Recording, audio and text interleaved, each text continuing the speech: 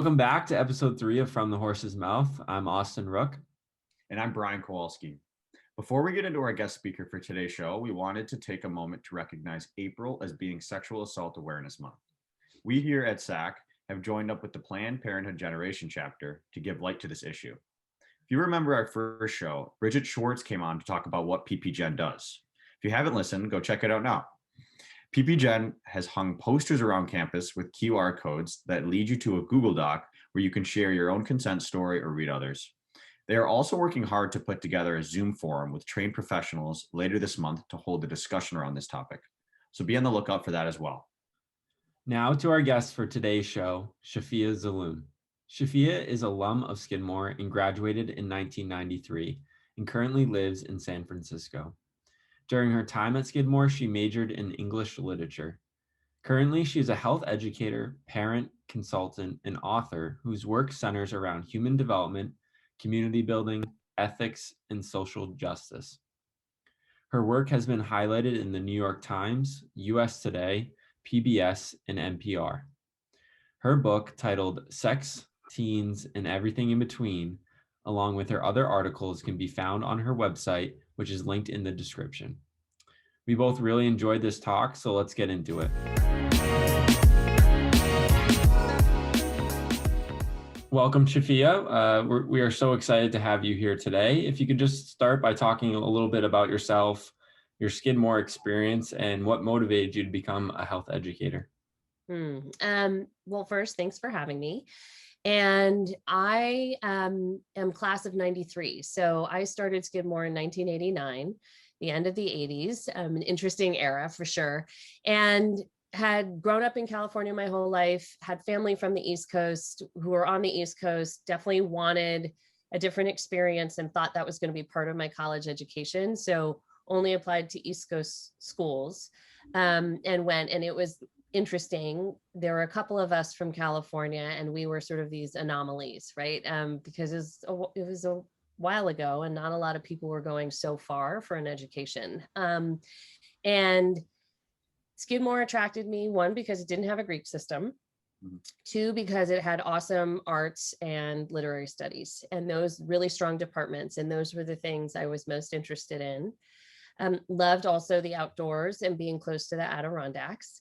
And so was really excited, but definitely, you know, people would be like, oh, you're from Cali, you must surf and all these sort of things. Like there are a lot of stereotypes around sort of who I was and what I would be about based on the fact that I was from California. But it was great. I had a great experience, such a quality educational experience, not just in academics, but living in the East Coast, living in the seasons. You know, I learned what foliage was for the first time. I was like, what, leaves and trees? And people were like, no, you need to go drive to New Hampshire and check that out. And that really opened my eyes to the world in all kinds of ways. I drove across the country to get there. You know, that's stuff that contributes to your education that school can never teach you, which was great by virtue of me going to Skidmore. And while I was there, I had access to my professors. We had small classes, you know, office hours. It was so quality in that way. It was really personable. And I thrived. I had a great social life. I lived in, is it Penfield? Yep. Is that still a dorm? Yeah. So I lived in Penfield and Scribner Village and then off campus by Stewart's down there. Is that all still there? I think so. Stewart's yeah. And it was great. I mean, my dorm had, you know, we had fun. It was super fun. Met lots of people from Philly and other parts of New York and DC and New Jersey. And I don't know, it was great. Anyway, have lots of love for Skidmore. So when you called me, or contacted me, emailed me, I was super excited to be able to support whatever it is that you're up to, which I think we're going to get to now. So yeah. Okay. And I did psych classes. I was just interested. So I took psych, I took social classes at Skidmore. That was beautiful about the liberal arts program, right? Like I've had a major and a minor, so literary studies and studio art, but it allowed me to explore all these other areas, which is what led to, in many ways, my work that I do now. So I did this internship through a social work class that I took where I worked with teen moms in Saratoga.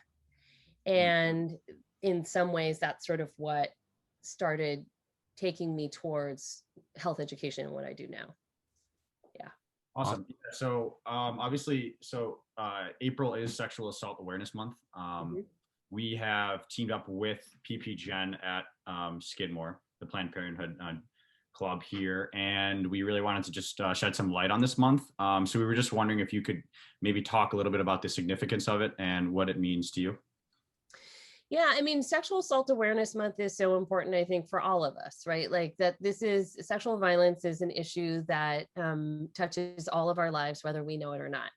Because if you ask anybody if they knew someone or were aware of the fact that they knew someone, because sometimes we don't, I mean, statistically, all of us, by the time we get to a certain point in our lives, know someone we care about who has been impacted by sexual violence. And so it really is an important issue. Personally, I came to this work sort of by default. I always believed in health education and had wanted to get into, I was initially in an interventive role and wanted to get into prevention. And that's when education spoke to me. And started to specialize, I guess, maybe 15 years ago, just by default, because I was starting a family myself and job sharing. And that's what class I needed to teach, and I did, and really took off with it. And had the opportunity to write some curriculum for documentary film about sexual assault on college campuses. And so that got media coverage, and that sort of snowballs in different ways. And I became the consent lady, and started a national consulting business that over the years has taken me to lots of different schools and lots of different states to address the issue, because it is such a big one on college campuses. So personally, I have close friends who I care about and I love, who have been in sexually violent relationships. I've witnessed it. I certainly saw some of it when I was at Skidmore. People I care about, students I care about, are, really wanting information about this, having their own experiences as well. So I think it's so important. Also too, when it comes to this month, I think it's a real opportunity to highlight where we as a society say we are going to dedicate this time, and therefore this space and this, and conversation and dialogue opportunities for that. We're going to highlight this during this month. What I think is important, though, is that we not see it as only 1 month, but something that we need to be working towards all the time. This is an opportunity to highlight it. And there are a lot of things we're all working on all the time, right? So sometimes it's good to carve out these sort of formal ways by which we recognize something that's of value and importance. But I really want to emphasize how important this is to actually be addressing on a regular basis, for sure. Yeah, I mean, what is America's sex culture like nowadays, whether it's on college campuses or in pop culture? I think pop culture informs and in many ways shapes the ideas of young people who then create the culture on campuses. And that's not to say it's only young people. There are adults who are making decisions that also create a context in which certain things may or may not happen. So I just want to acknowledge that and put that out there. I'm a sex positive sex educator, which means that I believe that sex is not to be stigmatized, that it's not inherently bad, that it's a normal, natural part of our human experience that has the potential to be joyful, really enrich and fulfill our lives. I also believe, as a sex positive sex educator, that people's choices, as long as they're fundamentally physically and emotionally safe with consent, for instance, that they're to be honored and respected as individual choices that people can make for themselves. Also, that everyone has the capacity to engage in relationships in positive and fulfilling ways. Like I like to believe that, and I hope that we can aspire to a culture in which that is true. I'm not naive to all the different sort of social identities, social issues, inequities, all kinds of things that intersect with that and make that not possible for a lot of people. And I like to be optimistic and hopeful. It's a both and for me. So I believe we actually live in a predominantly sex negative culture in which sex is stigmatized. There's a lot of body shaming. And there's an over sexualization and objectification of young people in particular, of people's bodies. I feel like it's pretty gendered as well, although it's pervasive, for sure. And the narrative is, and this makes sense, we live in a meritocracy, we live in a performance-based culture, an achievement-centered and rewarded culture, that the cultural narrative then is one in the same when it comes to sexuality. And the truth of that is that it actually, I think, gets in the way of people's capacity to then engage in authentic connection and healthy communicative relationships, because this is one aspect or context in which we don't want to be thinking about it with an orientation towards performance and achievement, but rather felt experience. And so I think there's a lot we need to address and a counter narrative to push against that. On college campuses, then, college campuses are places where there's a lot of synergy and those things come together. And that young people, because they don't get quality sex education elsewhere, there are some people who get it. There are some people doing amazing sex education and work out there, but the majority of people your age don't get a quality sex ed education. And they're not being talked in positive ways about it also at home for the most part. And a lot of that is because, I have college age kids, because we never got that ourselves, right? So it's really hard then to pass that along to someone, especially if we've been socialized in a sex negative culture. So it's challenging for sure. Hookup culture is very real on college campuses, and it permeates all of them. I have not been on a college campus or spoken to college students where hookup culture is not alive. Lisa Wade wrote a really amazing book about it called Hookup Culture. But the people who are actually hooking up is separate from that. So the numbers and statistics of people who actually hook up is different from how pervasive hookup culture is. The numbers are a lot smaller. A lot of people overestimate how many people are hooking up. And so, for instance, the average college senior will graduate having only hooked up over their 4 years 8 times. And, statistically, and half of those times are actually with the same person. So that's not, and there are plenty of people who leave college not having hooked up. There are also people on college campuses who have really vibrant, fulfilling sex lives. But, just to sort of acknowledge that there is a misalignment when it comes to the actual numbers of people who are hooking up and if they even enjoy the hooking up, and then the culture that is pervasive, that is everywhere and connected to that broader culture sort of sex negative perspective. I understand. So I think we actually talked briefly before this podcast about a book, Sexual Citizens, right, by Jennifer Hirsch and Seamus Khan.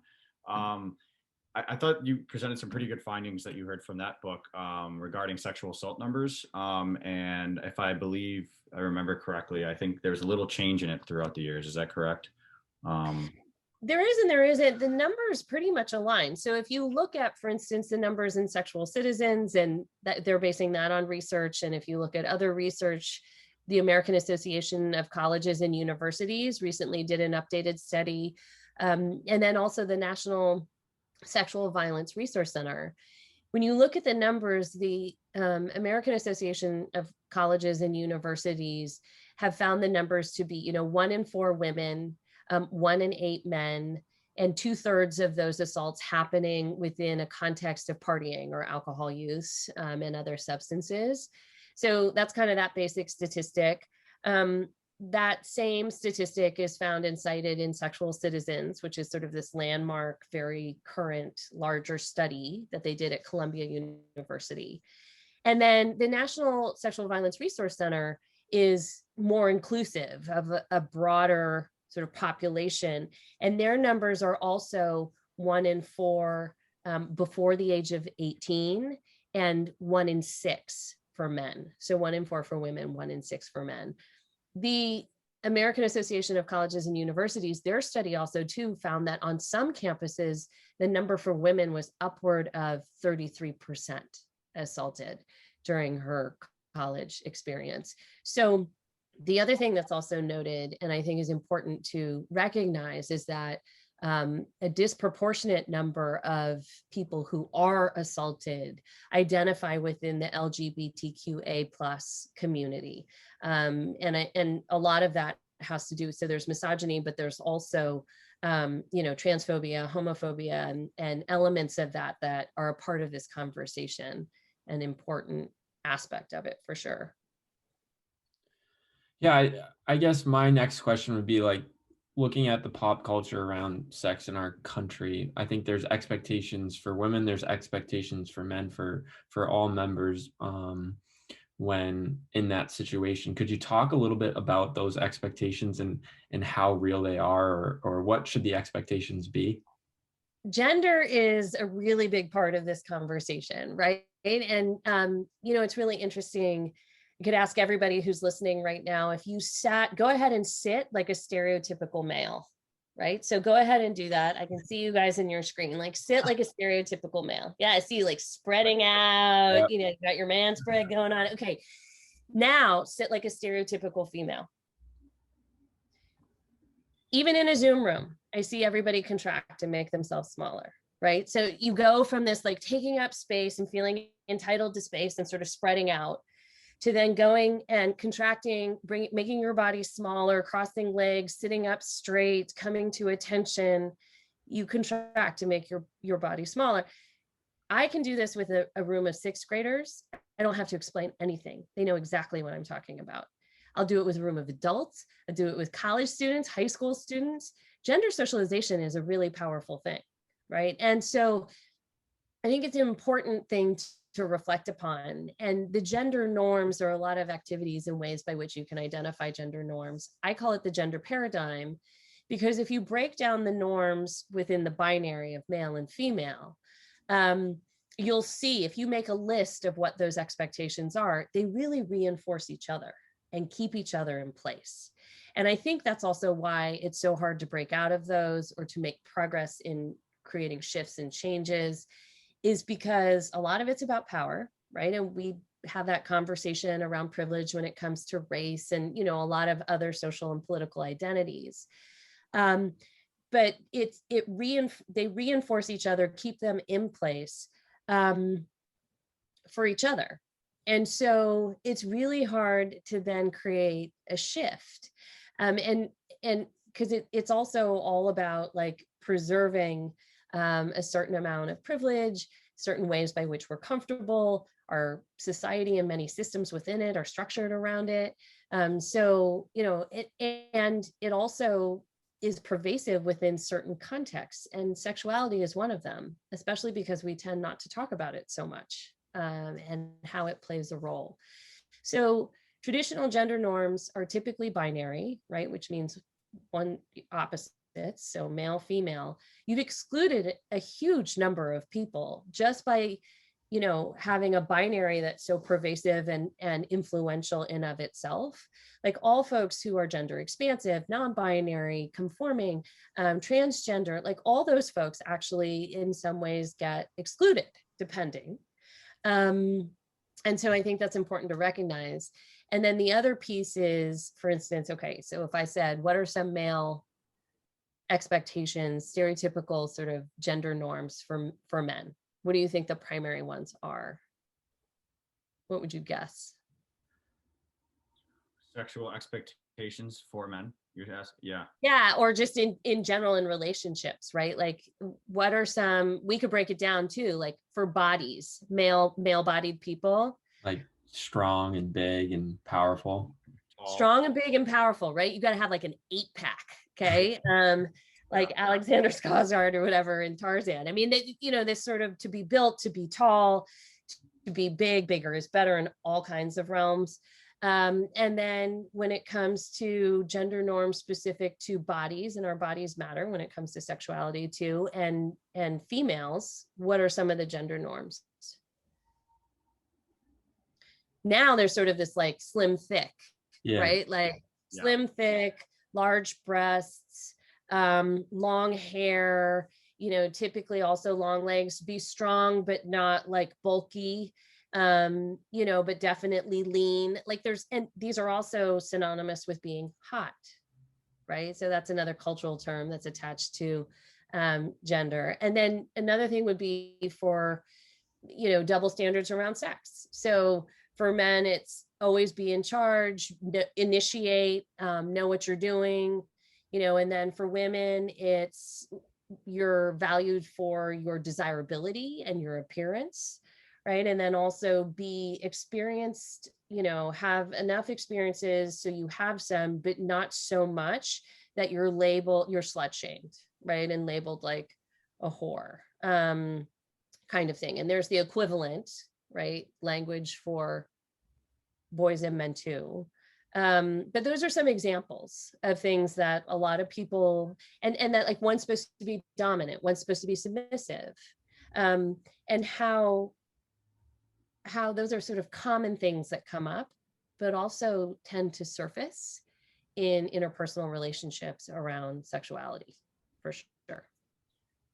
I'm wondering, how do you think this pressure generated from these stereotypes, how do you think everything you kind of just described, right? All these stereotypes you have to kind of live up to in order to be deemed like a quality sexual partner. How do you think this affects kids? I mean, obviously you work with a lot of kids, high school kids primarily. I would imagine it just kind of leads to a lot more stress and anxiety, right? Of just maybe talking to the opposite sex or whoever you're interested in. How do you think this affects, the psyche of kids going through puberty and after? I think it gets in the way of authenticity for all of us, and especially for young people who are trying to figure these things out and are just discovering and sort of their emerging sexuality and how it's forming and shaping so much during that time that you're, this adolescent time. And, for you all too, and you guys are included, when it comes to our brains and how neuroplastic they are during adolescence, like your experiences will literally modify your brains. And as male-bodied people, like your brain actually won't be done, fully formed and grown until you're in your late 20s to early 30s. And for female-bodied people, it's in the early 20s to mid 20s. And so, the things you're choosing to do and how you're choosing to do them, in many ways, establishing those patterns of behavior, you're doing that right now in a way that will determine who you are as an adult person in the future. So we just want to say that first because it's important, and a lot of kids don't understand or realize that that's going on, right? Where practice is shaping your brain, and your brain is going to shape your reality. Okay. And you can't, everything is practice. You can choose what you practice, but you don't choose the consequences. So be careful what you practice, because you're going to get really good at it, is the concept that your brain is malleable, and that whatever you're doing and how you're behaving and the choices you make are shaping it and who you're going to be later on.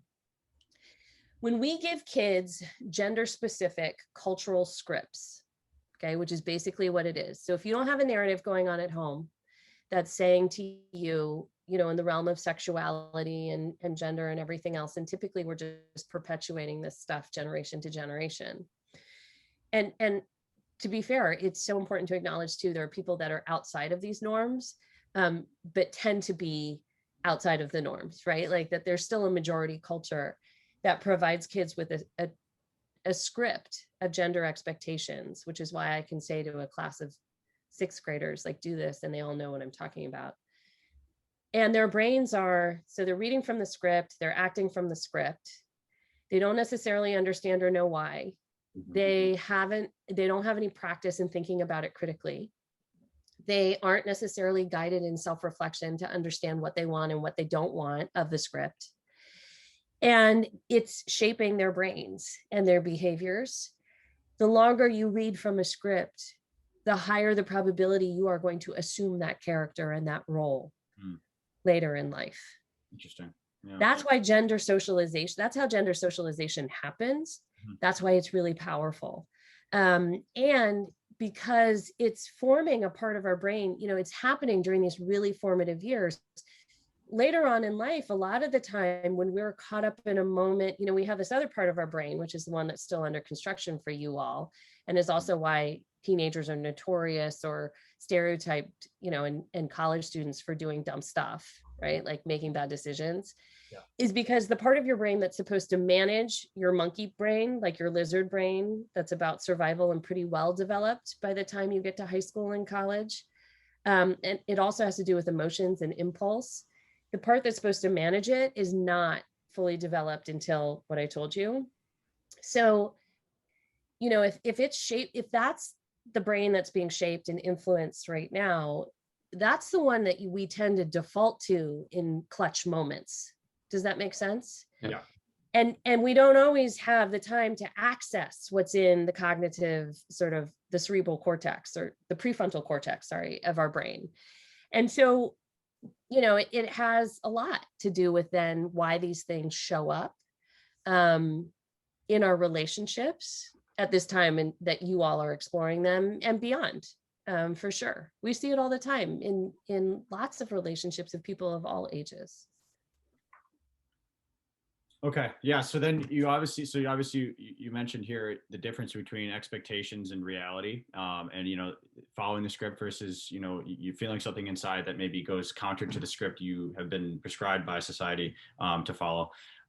So I guess, what the next question is, what should somebody what does a real sexual experience look like to you, as opposed to, what is considered a good sexual experience?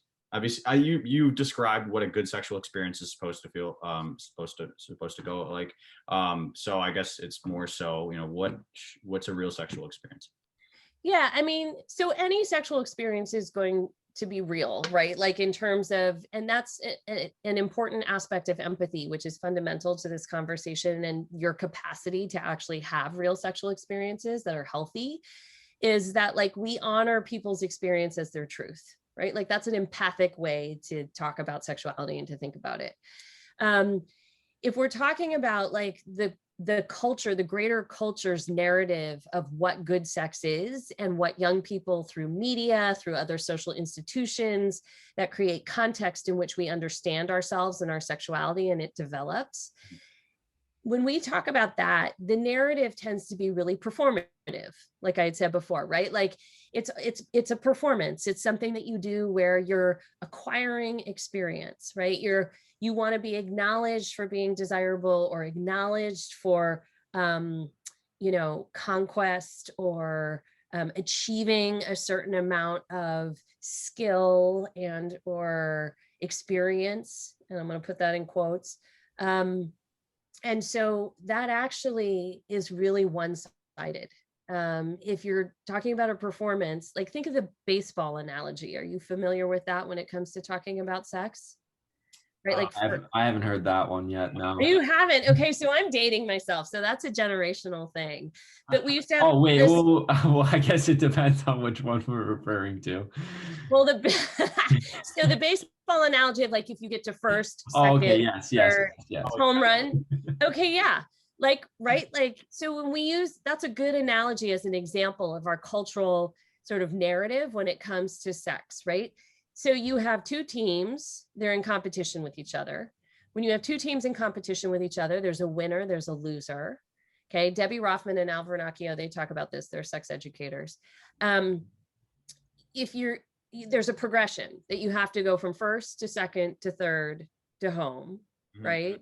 Yeah. And then it's about who's at bat, and there's all kinds of things around like dugouts and the outfield and people who are swing hitters, who play for both teams, whatever. Like there's so much wrapped up in that analogy. But typically it's this, there's like a winner, there's a loser, it's a competition. It's very linear in terms of and it's about scoring, right? When it comes to, and Al Vernacchio talks about this, a better metaphor would be ordering pizza together. That's more consensual, right? Because when you're hungry, you want to satisfy a need, you're going to engage in a conversation, even if you've been having pizza with someone for a really long time. Should we get the usual? Do we want to do something else? What do you like on your pizza? Are you feeling like pepperoni? Should we go halvesies? Right? Like we need a more inclusive model, metaphor, language to negotiate sexual experiences, because we have this orientation to it as if it's a performance, that it's all about this one person and their experience, and someone's doing something to someone else versus a shared and felt experience that we do together. When it comes to, so the counter narrative for me and what I teach in my classes, because I never want kids to feel like, one, they have to have experiential context to participate in my class in a meaningful way. And two, everybody's going to have an individual sense of what good sex means to them. And there are certain concepts, values, and guidelines that can help us understand what that should look, sound, and feel like. Okay. Yeah. So if I were to ask you to, you know, I'm going to assume you've both had, and we've talked, right? Like you've both had a quality conversation in your lives, right? Like a conversation with someone where you're totally vibing and it's like you have tunnel vision, time seems to be irrelevant and sort of goes to the wayside, and it's really exciting and passionate. It's exciting or passionate, sort of how you're connecting with someone else. So if I were to ask you, like, what would you notice or see if you were witness to a conversation that was like that? How would you describe it physically? Like, what would you identify? I would probably, big one would be eye contact. I think sustained eye contact throughout the conversation. And possibly I would like leaning in, at least one party leaning in, probably, maybe like close in proximity.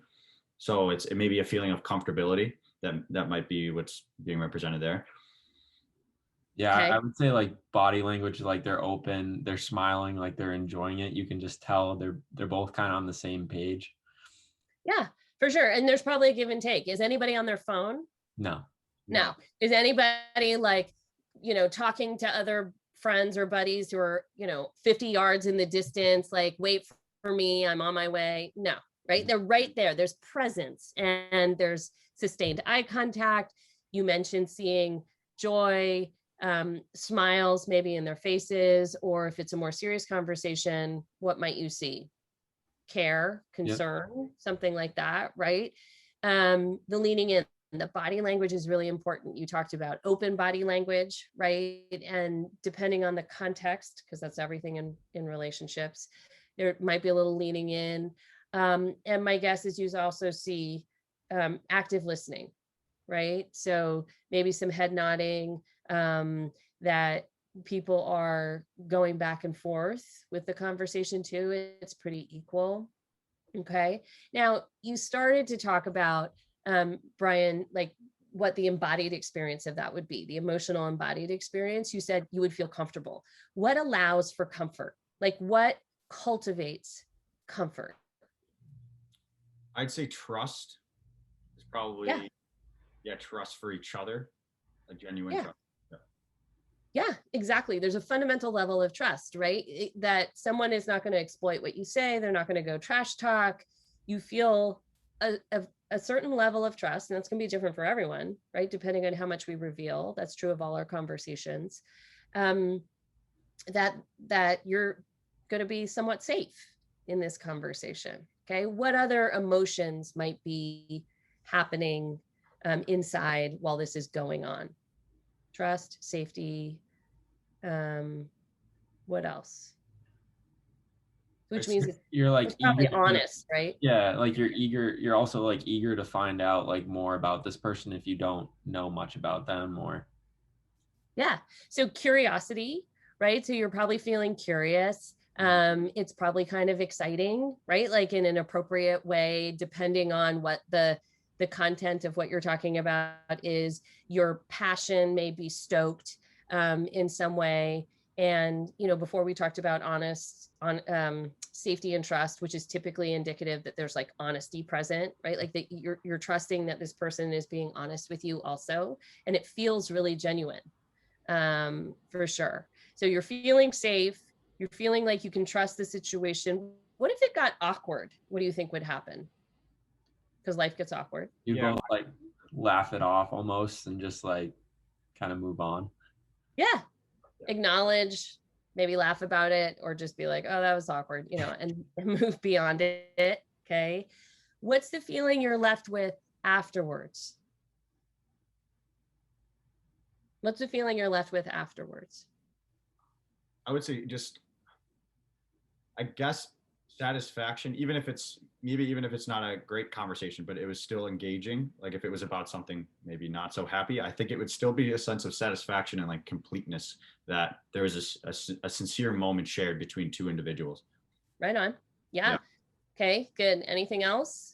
I would just be like, when am I seeing you again?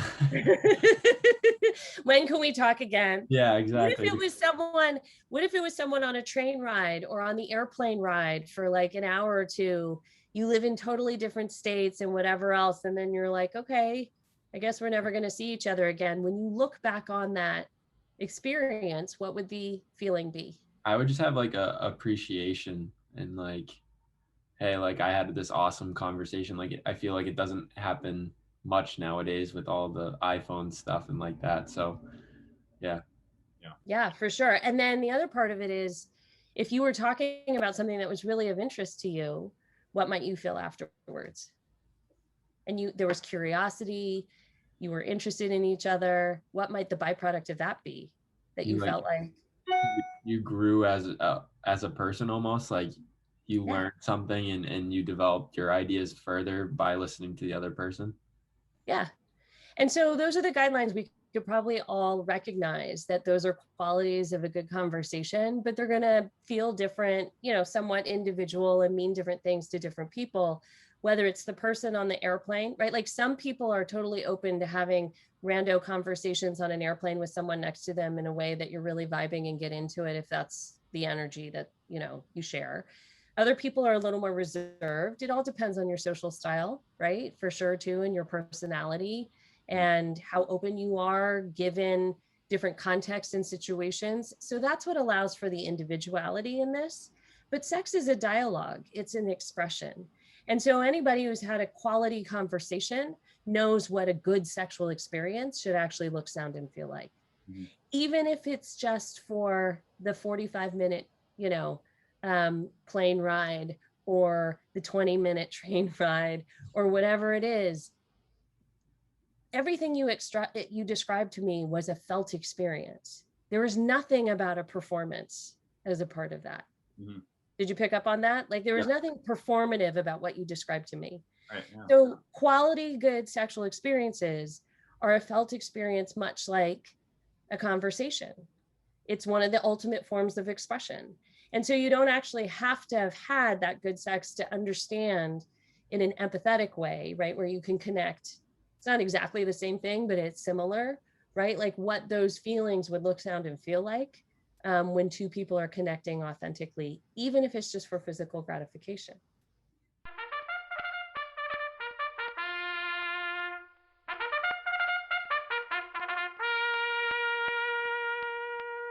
On this week's Skid Spotlight, we want to take a few minutes to recognize Dean Banks, whose time here at Skidmore is coming to an end. Dean Banks has served as the Dean of Students and Vice President of Student Affairs for the past 5 years. Dean Banks has kindly put together a video talking about her time here at Skidmore, which we are excited to share with you. Hi, everyone. It's me. As you know, I'm the Vice President for Student Affairs, and most importantly, I am your Dean of Students. Thank you so much, Austin and Brian, for inviting me to be a part of your podcast. I'm honored. I have been at Skidmore for 5 years now, which has meant that almost every day for 5 years, I've been able to talk to and partner with committed staff and faculty, thinking about and planning for your well-being. At Skidmore, it has been my job to help students thrive physically, emotionally, socially, and academically by providing the support you need to do so, including overseeing your living, health and wellness, engagement, and activities. Specifically, I oversee health and counseling, campus life and engagement, student academic services, career development, athletics, residential life, student diversity programs, and religious life, Title IX, and yes, the dreaded conduct. I work to make sure our policies are up to date, that you know what they are, that they're fair and equitable, and that they uphold our values of inclusion, integrity, kindness, and compassion. I have learned so much from you about endurance, excellence, kindness, and compassion. I have also learned about zombies, Harry Potter, disc golf, fashion, art, music, posters, and beer pong. I know, it's only water. I hope that you have learned some things too, like the importance of community and engaging with ideas and views that are different from your own. Carry these things with you while you're at Skidmore and after you leave. I know you know by now that I am graduating with the class of 2021. The best part of my time here has been watching you learn and grow. I have loved watching you compete in athletics, watching you dance, hearing you sing, hearing you shout and protest, watching you grapple with hard moments and come back stronger. I've enjoyed watching you win business competitions and internships and start clubs and engage in community service. I've listened while you lend your voice to institutional committees and resolve conflicts. I have loved having lunch and coffee and tea and dinner and breakfast. I could go on and on. You have been my community and my family. I know this will be the best part for the new dean, too. So while I'm moving on, I am not leaving you because, as I keep saying, relationships transcend institutions. I hope that you will keep in touch so that I can hear all of the amazing things I know you will continue to do to make the world a better place, because your creative thought matters and each and every one of you matter. I will close with singing to you like I always do. You are my sunshine, my only sunshine. You make me happy when skies are gray. You'll never know, Skidmore students, how much I love you. Nothing can take that sunshine away. Have a wonderful rest of the day. It is hard to imagine a Skidmore campus without Dean Banks next fall, but we want to wish Sari the best of luck in her next adventure, wherever that may be. Thanks, Dean Banks. And back to the show. My last question would be, from your experience and having gone to Skidmore, obviously things have changed a little bit since you attended. Do you have any tips or advice for us, the students of Skidmore, on what we can do to improve the sexual culture around campus? Here's the thing. I think we can all learn from all kinds of types of relationships. Personally, I think something to consider is reclaiming relationships and to change this narrative, make it cool to actually have that sex be a felt experience versus a performance. Like that's what's going to shift the culture, is if you actually make it cool to connect with someone in an authentic way, to communicate about what you're sharing and experiencing together, even if it's just within the context of a hookup or friends with benefits. I also think it would be in people's best interest, if you're ready for that level of intimacy, to reclaim relationships, like defined, established relationships. You all have been given, or whether you know it or not, you have many developmental tasks on your docket right now. And some of them would be met in the most healthy and effective way by being in a relationship. And you're actually engaging in practice right now for that big relationship. Okay. And I want to acknowledge there's polyamorous folks too, but like your relationships in the future, if I went through and we did some exercise where I asked you to identify how you wanted to characterize them, no matter who I talk to, no matter what age they are, the values that come up are fun, communicative, trustworthy, honest, loyal, dependable, all those things. And my question then for young people or college students is like, well, how are you going to get there? Because you're not that far out from it. You know, like, how are you going to get there? And we learn a lot from being in relationship with each other. And some people may say, well, why would I want to do that if it isn't going to be the person that I want to, you know, really enjoy a defined, committed relationship with? And I would say real-time joy.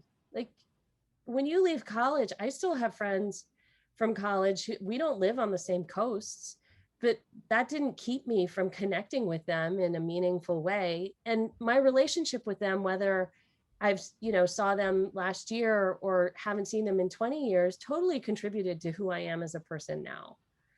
Like my housemates who I lived with a couple of them at Skidmore for all 4 years. And, you know, we haven't seen each other for a really long time, and we may not, but right, like the experiences we had, the things we shared, the learning about life that we, you know, connected on together, like that will never go away. So I think a lot of times you all are actually missing out on a whole lot of learning about yourself, about someone else. Like the discovery of a relationship is amazing, and that's part of what makes it special. But the popular culture is telling you should know everything before you get to it. The thing is, long-lasting relationships, if we knew everything about each other and there was no discovery along the way, they wouldn't last. So, you know, I'd say reclaim relationships, redefine vulnerability as strength, not weakness. I challenge any of you to think of a moment of bravery that didn't require a moment of vulnerability first, an act of bravery that didn't require a moment of vulnerability first. I mean, I still can't think of one. Talk to hundreds of people who can't think of one. Yeah. Right? Like, and vulnerability being an emotional and or physical risk where you don't know what the outcome will be. Mm-hmm. And to really think about the role that partying plays in your life and what you're going for, and how sex and partying intersect and how they don't. And to remember that whenever we party for anything, and this goes for all people, you know, the more we consume, the more we diminish our judgment, our capacity to judge, to make good judgment. And that's true of all people, right? So to keep that in mind. And if you are someone who needs to drink or be drunk to have a sexual experience, that the question is for you then, for what reason? What is it that you need to educate yourself on and to work on and to think about? Because healthy sex, actually, I you know, my first question when people say like, I want to have drunk sex or whatever, is kind of like, well, why would you? Like, what is that about? Because what we know neurologically in terms of our feelings and our ability to, and our capacity to experience pleasure, like you actually diminish that when you party and you drink alcohol and things like that. So are you in it for the pleasurable felt experience, or are you in it for the performance? You know, like, is it just to get off? Like, just understand and know your motivations and be real about the choices you're making. And they don't have to be perfect, and they don't have to align with everything you're going for all the time, but get clear on what your integrity is about. Get clear on what you value and what you're going for. Get clear on what you aspire to in your relationships and how you connect with other people and how you show up in the world. And, you know, integrity is about making sure your insides and what you value align with your outsides and how you act and how you move in the world. Like, how can you get those to align more solidly, especially within the realm of sexuality? I mean, it's a lot, it's a tall order, but we're the only ones who can do it. And half the time when I talk to everyone, everybody thinks, well, you know, no one else feels like I do.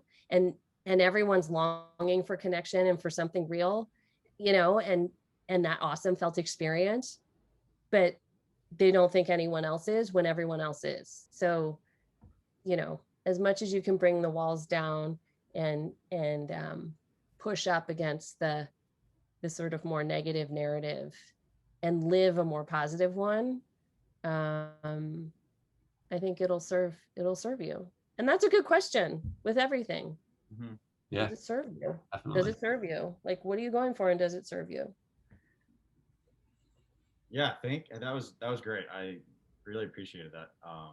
Is there anything, I guess, in closing, is there any resources you'd like to share, just in terms of educating, or other than your own your own article, your own all your books and your articles? I mean, if you'd like to plug those two, go for it. We're definitely going to show that in our when we post this. We'll include that in the description. But is there anything else that you would recommend to people? Yeah, for sure. I mean, there's some really great sex positive resources out there to educate yourselves on all of this sort of stuff. You just have to find it. Scarleteen, SCARLETEEN, scarleteen.com is a great resource, and written by young people for young people that are really sex positive, and incredibly inclusive of all kinds of identities and genders. I love Scarleteen. Sex Etc. is another good one. Go Ask Alice out of Columbia University. Rutgers, I think it's Sex 101, that's what they call it. But if you just Google sex ed, Rutgers University, they have a really good one. Planned Parenthood always has awesome sort of videos and information about sexual health, having to do with like STIs and unintended pregnancy and consent and sort of those fundamental things. And just to put a plug in, like, consent is so important, right? Like, it's essential. It protects the fundamentals of human dignity. Like, it's so it's the foundation of it all, but it's the floor, not the ceiling. It's a really low bar for a positive, pleasurable experience. So I also encourage people to aspire beyond consent to ethical, good quality sexual experiences. And then there's books. There's lots of books out there, but I find most people, when they're looking for sex ed info, are going to go to the web, for sure. But those are the ones that I would recommend. Great. Brian and I usually like to end the show with a fun game or question. So our question to you is, if you could share your favorite Skidmore memory. Oh, my favorite Skidmore. You're taking me back. I don't know that I want to do that and go through the the archives of memories that exist. Favorite Skidmore memory. Well, and there's so many, I have to say. We used to, is Trattoria still there? Trots? I haven't heard of. No. Okay. I haven't heard of it. Or not, like 9 Maple Ave, is that still there? I think so. Downtown area. Yeah. Yeah. Yeah. Yeah. I mean, so I have a lot. So I used to manage men's lacrosse too. Oh, cool. And there were some lacrosse games that were really awesome, for sure. I think about all the different facets of my Skidmore life, but I am going to say what we used to do was, there was this place called Trots. Mm-hmm. And on Thursday nights, I forget what night it was. I think it was, they would have funk night or something like that. And we would all just go dance. I mean, it was so much fun. They had some pitcher special or something like that. And we would all, walk into town down Broadway, and dance for hours. And it was so much fun. Wow, for sure. They bring that back. Those were my highlights. I don't know that I want to incriminate myself though and reveal more explicit descriptions of what we were up to. But when I think back on it, like those nights downtown, I think it was Thursday night in particular, where we would all, there was, we had our social circle in Penfield, and it was freshman year, and that, lasted through senior year, those friendships. But like, as we were all freshmen together. We'd all hang out together because no one else wanted to hang out with us. And, we'd have to walk into town, and you didn't need an ID or anything to get in, really. And so it was a different time, right? We'd all go dance for hours, have an amazing time, and then go to Pope's Pizza for a slice, or to go to the pizza bagel store. And ultimately there'd be like how many pizza bagels can you eat competition. Or we'd go have breakfast at that diner that's open 24 hours. Is it Compton's? Yeah. Go have breakfast there. 24 anymore. I think they cut it down by 2 hours. It might be like open at 3 now. Yeah. And then we go have breakfast at Compton's, and then we'd all walk home and crash. And I love those. That was fun. That was like college to me, outside of the awesome educational, like academic experience I had, for sure. Yeah. Awesome.